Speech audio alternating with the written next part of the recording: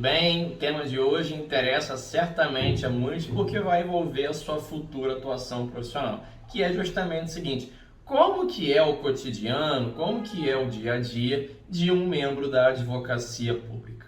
Bom, grosso modo, não tem como dizer como que toda a advocacia pública, até porque você tem inúmeras PGEs, inúmeras PGMs e a AGU. Então, cada uma delas vai ter uma divisão interna. Mas eu vou tentar aqui traçar algumas linhas gerais que você consegue visualizar mais ou menos o mesmo tipo de estrutura.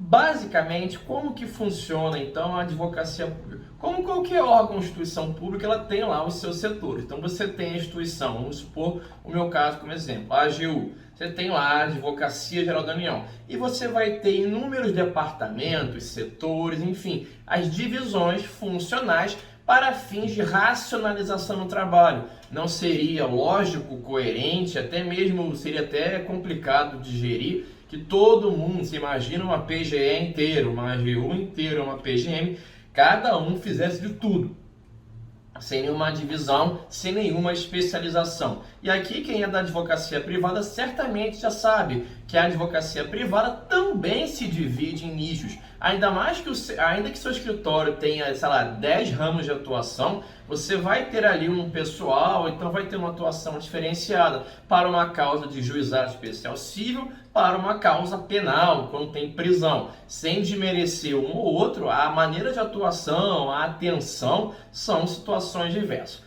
Mas voltando aqui então, a gente pode dividir a atuação cotidiana do advogado público, a sua futura atuação, em contencioso, consultivo. Eu vou colocar aqui um terceiro ramo, que é a parte da atuação administrativa, que é aquela parte, por exemplo, assessoramento de alguma autoridade, a corregedoria, uma eventual escola da PGE, da PGM, da AGU, como tem. Então essa é a atuação na parte administrativa, um conselho superior, um assessoramento ao procurador-geral, assessoramento ao AGU, enfim, é uma atuação que não envolve ali, vamos dizer, propriamente o direito em si. Você vai ver o direito, por exemplo, quem atua na corregedoria, evidentemente vai ter uma atuação judicial.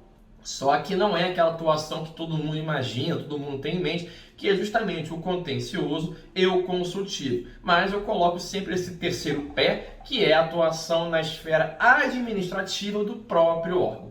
Bom, voltando aqui então para essa divisão, vamos dizer, a visão clássica, o contencioso é praticamente todo tipo de processo judicial. Quem milita contra a advocacia pública, quem é servidor de Ministério Público, certamente já viu ou vai ver algum processo contra a União, contra o Estado, contra o município e suas autarquias e ou fundações. Então, vou processar a União, vai ter um advogado público que está lotado no contencioso judicial para atuar. E, evidentemente, como a atuação estatal no Brasil é muito ampla, está mais sujeita, portanto, a equívocos, na própria atuação contenciosa e também na própria atuação consultiva, você vai ter divisões internas. Então, beleza, você está lá no contencioso e vai ter as divisões por estado, por região do Brasil, e então assim, vai chegando em várias divisões.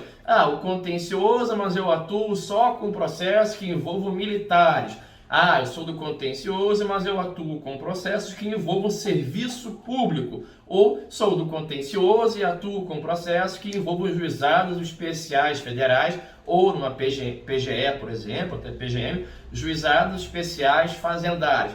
Essa é a divisão praticamente que todo contencioso vai ter. E antes de abordar o consultivo, galera, gostou, tá gostando? Curte aqui, se inscreve no canal, comenta que isso é muito importante, tá bom?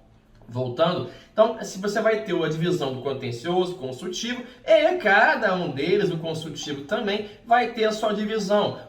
Por que isso existe? Para fins de racionalidade do trabalho, para fins de poder especializar. Se a advocacia privada cada vez mais usa robôs e se especializa, por qual motivo a advocacia pública não vai também ter a especialização? Um advogado da União que atua com patrimônio imobiliário pode e deve ser muito fera, muito craque em demandas sobre imóveis da União, demandas possessórias, a União reintegrando na posse ou a União sendo polo passivo. E o advogado que atua com pessoal militar, com aeronáutica, marinha, exército, por exemplo, não vai ter a mesma noção, a mesma expertise da pessoa que atua com patrimônio. Então, por isso que você vai ter ali a divisão para fazer com que você possa cada vez mais atuar de maneira especializada e com isso refinar a defesa da União, do Estado, do município. Vou tomar aqui a União porque acaba que eu sou da AGU, então eu vejo como exemplo e por ser nacional permite visualizar melhor.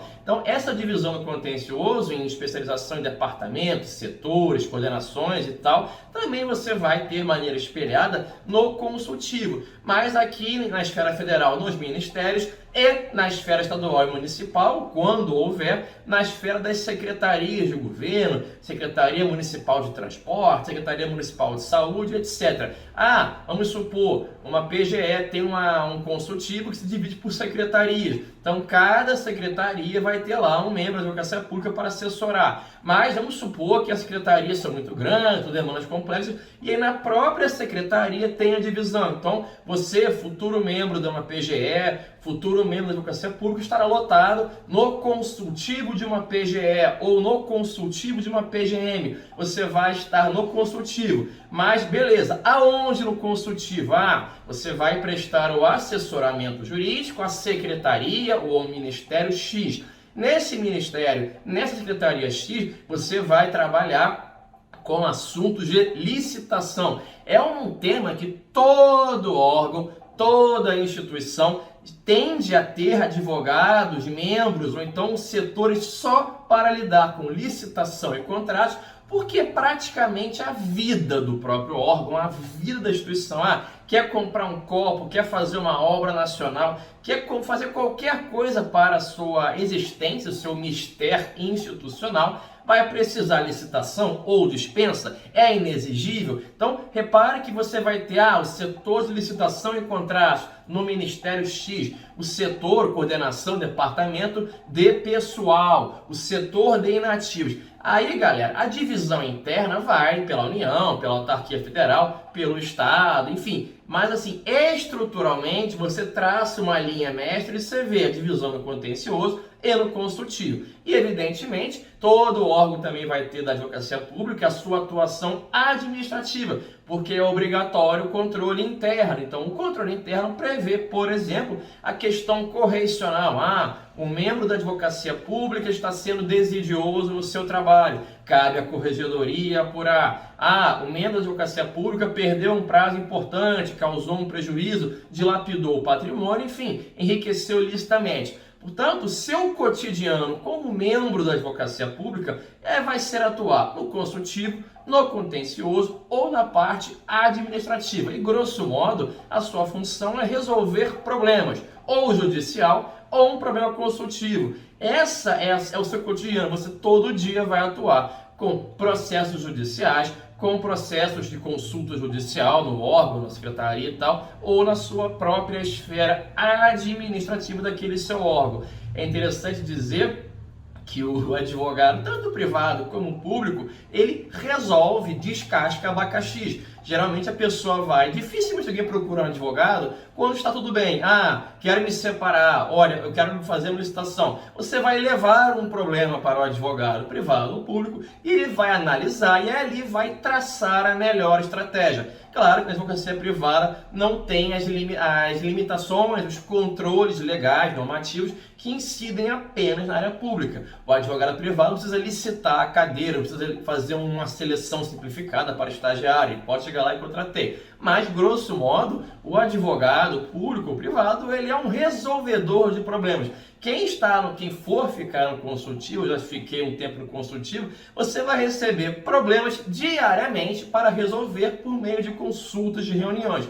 Já no contencioso, como eu também já tive, hoje em dia estou, você também vai receber problema, mas é um processo judicial. Olha, aqui a União tem que executar, aqui a União foi citada, aqui a União é parte autora, aqui o Estado ele é litisconsórcio. Enfim, o cotidiano do advogado público é no consultivo, no contencioso ou na esfera administrativa do próprio órgão e basicamente resolvendo problemas. Ah, então eu vou precisar ter uma atuação proativa? Sim, porque cada vez mais a sociedade e o poder público requerem, ainda mais de um advogado público que tem uma envergadura constitucional, é uma função essencial à justiça, esse resolvimento de problemas é cada vez mais importante em um prazo célere, com eficiência, indicando o melhor caminho que atenda ao interesse público. Então, tenha em mente, basicamente, você vai poder atuar no contencioso, construtivo ou internamente no órgão e, basicamente, resolvendo problemas. Mas é legal, é bem interessante, você vai ganhar conhecimento e vale a pena sim. Então, estejam preparados para serem bons resolvedores de problemas para o gestor, para a sociedade e também para o país.